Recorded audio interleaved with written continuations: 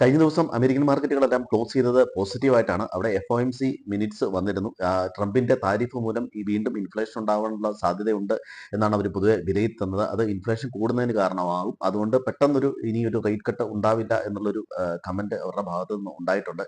അത് കൂടാതെ തന്നെ മാർക്കറ്റിലേക്ക് പണം വരാനായിട്ട് പ്രൈവറ്റ് സെക്ടറുകളിലും അതുപോലെ ഗവൺമെന്റിന്റെ ഭാഗത്തു നിന്നുള്ള ഒരു നടപടിയും ഫെഡ് പ്രതീക്ഷിക്കുന്നു എന്നുള്ള രീതിയിൽ പറഞ്ഞിട്ടുണ്ട്. ഇനി ഇന്ത്യൻ മാർക്കറ്റിലാണെങ്കിൽ ഇന്ത്യൻ മാർക്കറ്റ് ഇന്നലെ ട്രംപിന്റെ പുതിയ താരിഫ് പ്രഖ്യാപനങ്ങൾ വന്നതിനെ തുടർന്ന് വീണ്ടും വിപണി നഷ്ടത്തിലേക്കായി. അതുപോലെ തന്നെ IT, ഫാർമ, ഓട്ടോ മേഖലകളാണ് പ്രധാനമായും ഈ താരിഫിന് ഇടയിൽ വരുന്നത്. അതുപോലെ തന്നെ അമേരിക്കയും റഷ്യയും യുദ്ധം നിർത്തുന്നതിനെ സംബന്ധിച്ചുള്ള ചർച്ച മാർക്കറ്റിനെ സംബന്ധിച്ച് പോസിറ്റീവാണ്. അതുപോലെ ഇന്ത്യയിൽ നിക്ഷേപം നടത്തുന്നതും ഇന്ത്യൻ മാർക്കറ്റിനെ സംബന്ധിച്ച് പോസിറ്റീവാണ്. പക്ഷേ ട്രംപിന്റെ താരിഫ് മൂലമുണ്ടാകുന്ന പ്രഷർ ഇന്ത്യൻ ഓഹരി വിപണിയെ വീണ്ടും നഷ്ടത്തിലേക്ക് നയിച്ചു.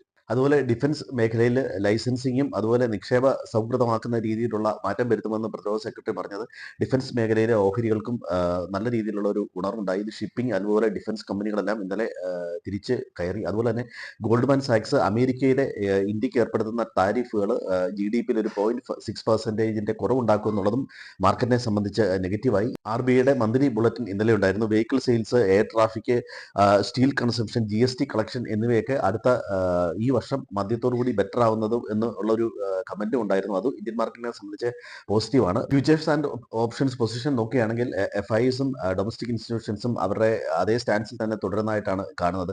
പ്രോ ട്രേഡേഴ്സ് അവരുടെ ലോങ് പൊസിഷൻ അല്പം കുറച്ചിട്ടുണ്ട്. അതുപോലെ റീറ്റെയിൽ ട്രേഡേഴ്സ് വീണ്ടും ലോങ് പൊസിഷനിൽ തന്നെയാണ് നിൽക്കുന്നത്. വീണ്ടും ഈ താരിഫിനെ സംബന്ധിച്ചിട്ടുള്ള വാർത്തകളും ഗോൾഡ്മാൻ സാക്സിന്റെ വിലയിരുത്തലും ഇന്ത്യൻ മാർക്കറ്റിനെ സംബന്ധിച്ചിടത്തോളം വീണ്ടും നെഗറ്റീവാണ്. റിസൾട്ട് സെഷൻ ഏതാണ്ട് ഇന്നും നാളെയുമായി ഏകദേശം അവസാനിക്കുന്ന മട്ടാണ്. പ്രതീക്ഷിച്ചത്രോളം ഒരു റിസൾട്ട് നമുക്ക് കമ്പനികളുടെ ഭാഗത്തു നിന്ന് ഉണ്ടായില്ല. അത് മാർക്കറ്റിനെ സംബന്ധിച്ചിടത്തോളം ഒരല്പം നെഗറ്റീവായിട്ടാണ് നിൽക്കുന്നത്.